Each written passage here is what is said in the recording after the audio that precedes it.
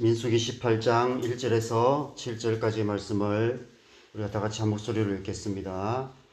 여호와께서 아론에게 이르시되 너와 내 아들들과 내 조상의 가문은 성소에 대한 죄를 함께 담당할 것이요 너와 내 아들들은 너희의 제사장 직분에 대한 죄를 함께 담당할 것이니라. 너는 내 형제 레위 지파 곧 내 조상의 지파를 데려다가 너와 함께 있게 하여 너와 내 아들들이 증거의 장막 앞에 있을 때 그들이 너를 돕게 하라. 레위인은 내 직무와 장막의 모든 직무를 지키려니와 성소의 기구와 제단에는 가까이 하지 못하리니 두렵건대 그들과 너희가 죽을까 하노라.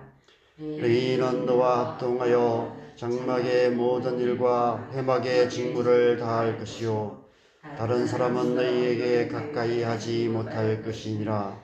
이와 같이 너희는 성소의 직무와 제단의 직무를 다하라. 그리하면 여호와의 진노가 다시는 이스라엘 자손에게 미치지 아니하리라. 보라, 내가 이스라엘 자손 중에서 너희의 형제 레위인을 택하여 내게 돌리고 너희에게 선물로 주어 회막의 일을 하게 하였나니 너와 내 아들들은 제단과 회장 안의 모든 일에 대하여 제사장의 직분을 지켜 섬기라.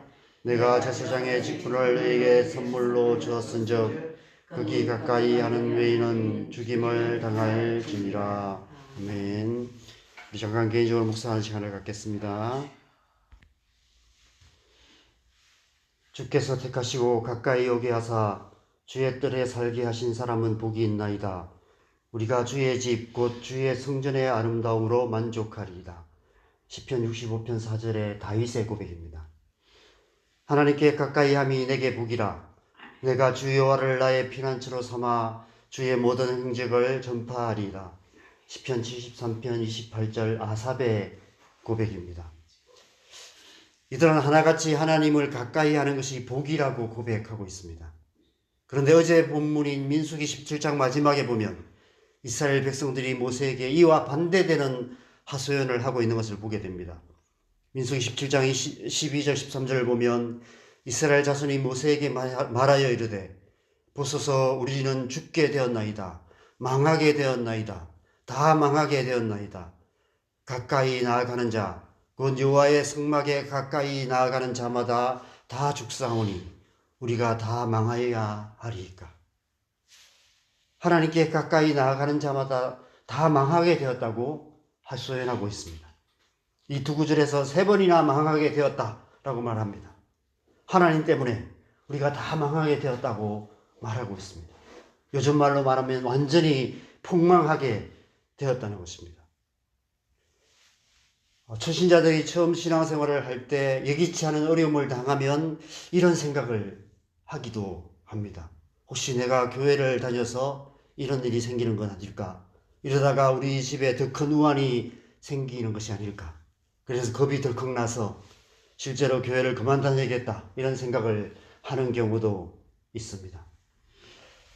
옛날 제가 처음 교회 다닐 때 저희 부모님과 친척들이 교회 다니면 집안 다 망한다고 반대했었습니다.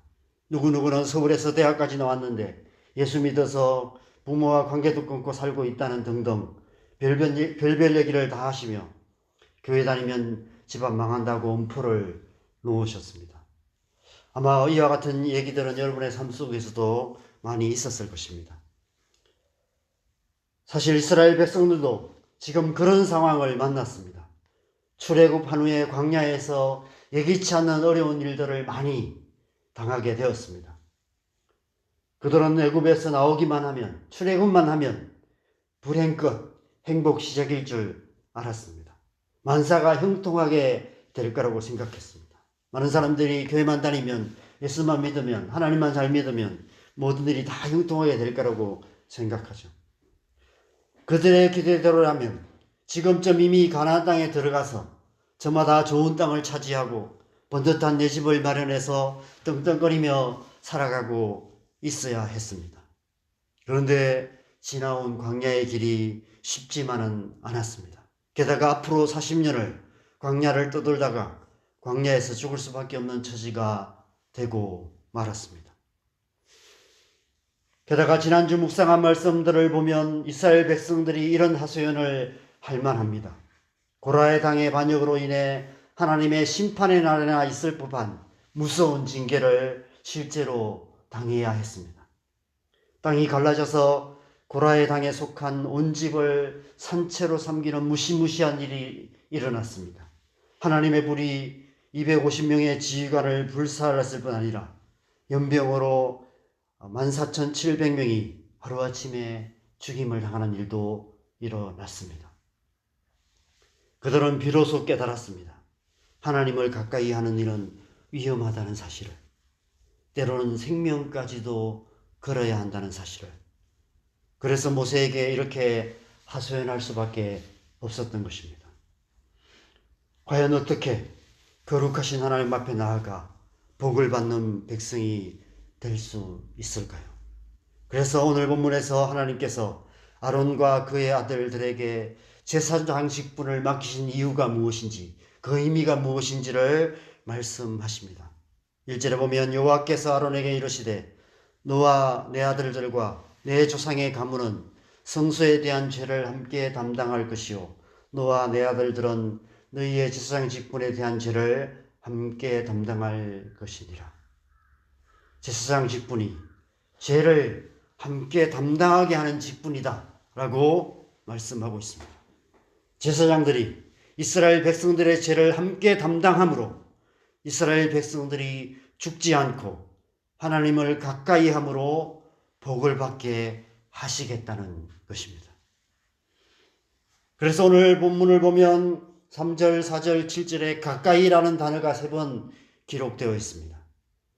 하나님을 가까이 하는 것이 망하는 길이 아니라 복이 되게 하시기 위해서 아론과 그의 아들들에게 제사장 직분을 주신 것이라고 말씀하시는 것입니다. 7절에 그 일을 위해 내가 제사장의 직분을 너희에게 선물로 주었다라고 말씀하십니다. 제사장 직분이 하나님의 선물이라는 것입니다. 하나님께서 일방적으로 주시는 선물이라는 것이죠. 그들이 하나님의 선물인 제사장 직분을 잘 감당해 갈 때 16장과 같은 재앙과 비극이 더 이상 일어나지 않고 하나님을 가까이 하는 것이 복이라고 고백하는 하나님의 백성이 될 수 있다는 것입니다. 그런데 그 직분을 잘 감당하지 못할 때 죽음을 당할 수도 있다라고 오늘 말씀은 말씀하고 있습니다. 그래서 그 직분은 참 위험한 직분입니다. 그래서 제가 오늘 말씀의 제목을 위험한 직분이라고 정했는데, 위험한 선물이라고 정했는데, 가만히 묵상해 보니까 위험하긴 하지만 참 위대한 직분이구나 이런 생각이 들어서 위대한 선물로 제목을 바꿨습니다. 제사장 직분은 이스라엘 백성들을 하나님의 복을 받는 백성이 되게 하는 하나님의 위대한 선물입니다. 여러분, 왜 복음이 복음일까요? 바로 이와 같은 복된 소식이기 때문에 복음입니다. 죄인인 우리가, 죄악으로 가득한 백성들이, 죄로 말미암아 완전히 멸망할 수밖에 없는 우리가 하나님께 가까이 나아가 하나님의 복을 받는 하나님의 백성이 되고 하나님의 자녀가 된다는 것입니다. 이보다 더 복된 소식이 어디 있습니까? 민수기 17장 마지막에서 완전히 폭망하는 이야기로 끝날 수밖에 없었던 우리의 인생 이야기가 오늘 이 18장의 제사장 직분을 통해서 하나님께 가까이 나아가 복을 받는 복된 인생 이야기로 완전히 뒤바뀌는 역사가 일어나는 것입니다. 그래서 복음인 것입니다. 그것은 온 세상을 향한 복음이기도 하지만 저와 여러분에게 개인적으로도 복된 소식인 것입니다. 그것이 바로 예수 그리스도의 복음의 의미인 것입니다. 예수 그리스도께서 우리의 모든 죄를 대신하여 대제사장의 직분을 홀로 감당하심으로 우리가 하나님의 복을 받는 복된 백성이 된 것입니다. 이 말씀을 묵상하다 보면 자동적으로 베드로전서 2장 9절 말씀이 떠오를 수밖에 없습니다. 그러나 너희는 택하신 족속이요 왕같은 제사장들이요 거룩한 나라요 그의 소유가 된 백성이니 이는 너희를 어두운 데서 불러내어 그의 기이한 빛에 들어가게 하신 이의 아름다운 덕을 선포하게 하려 하심이라. 여러분, 하나님은 이 세상을 사랑하십니다. 이 세상 모든 영혼들을 사랑하십니다. 하나님이 이 세상을 이처럼 사랑하사 독생자를 주셨으니 이는 저를 믿는 자마다 멸망하지 않고 영생을 얻게 하려 하심이라 말씀하십니다. 하나님은 우리가 폭망하지 않고 복을 받는 하나님의 백성 되기를 원하십니다. 이 세상 모든 영혼들이 하나님께 가까이 나와 하나님을 가까이 함이 내게 복이라고 고백하는 하나님의 백성 되기를 원하십니다. 그래서 하나님 나라를 유업으로 받는 하나님의 백성 되기를 원하시는 것이죠. 그 일을 위해 예수 그리스도를 이 땅에 보내셨고 그 일을 위해 먼저 믿는 우리를 주님을 섬기는 제사장으로 부르셨습니다. 우리에게 제사장 직분을 선물로 주신 것이죠. 그래서 신약 시대를 만인 제사장 시대라고 말하는 것입니다. 우리 모든 그리스도인들이 제사장이 되어서 이 땅의 모든 영혼들을 하나님께 가까이 나아가게 해야 하는 것입니다. 그래서 오늘 말씀해 보면 1절, 2절에 함께라는 단어도 3번이나 기록되어 있습니다. 함께 그 직분을 감당해 가야 한다는 것입니다. 그래서 교회가 필요한 것입니다. 교회가 바로 이 땅의 제사장이라는 것입니다. 이 베드로전서 2장 9절 말씀은 우리 각 그리스도인을 향한 개인을 향한 말씀이기도 하지만 궁극적으로는 교회를 향한 말씀인 것입니다. 하나님께서 교회를 제사장으로 부르셨다는 것입니다. 교회의 제사장 직분을 선물로 주셨다는 것입니다. 이 땅의 백성들의 죄를 함께 담당하라고 우리를 교회로 부르신 것입니다. 그래서 우리는 교회로 모여야만 합니다. 모이기에 힘써야 합니다. 교회로 함께 모여서 함께 하나님을 예배해야 하는 것입니다. 교회로 함께 모여서 함께 하나님 앞에 나아가 기도해야 하는 것입니다.